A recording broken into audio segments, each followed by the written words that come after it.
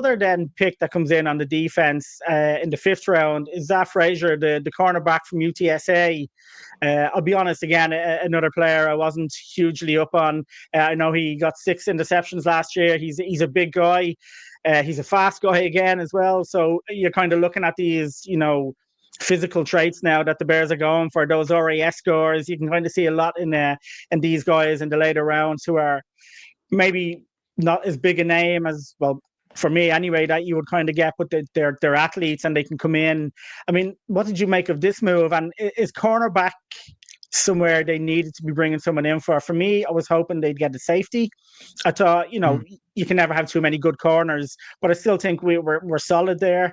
Tyreek Stevenson, some issues last year with him, but he still does appear to be a talented player who hopefully can take that step on. So what do you make of this Frazier move? Is it a player you kind of think is a good move for them? I liked it a lot more than the Hippolyte move, and I think when you can look at this like in a half glass full, half glass empty sort of situation. He is a big, lengthy corner. He has a lot of speed.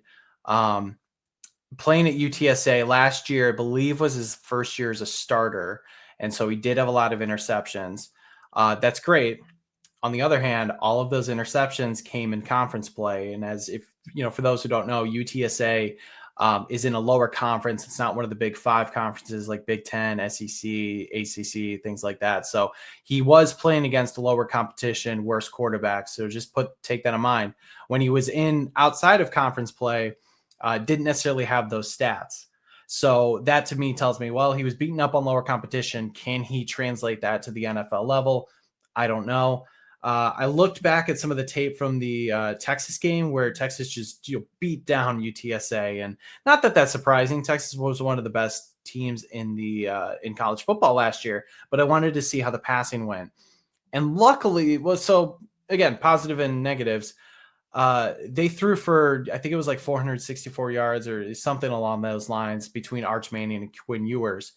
But they weren't targeting Frazier as much as they were with other cornerbacks. And Frazier wasn't necessarily like losing his assignments as much, which is good. So he wasn't the problem in that game against better competition. I do think that this puts the heat a little bit on Tyreek Stevenson, and to a lesser extent, actually maybe to more of an extent, Terrell Smith.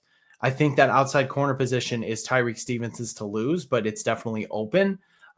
Smith played well in spurts last year, and now you bring in a rookie who also, you got to think about who's pounding the table for these guys. Al Harris, the secondaries coach, who did a tremendous job with the Dallas Cowboys the last few years.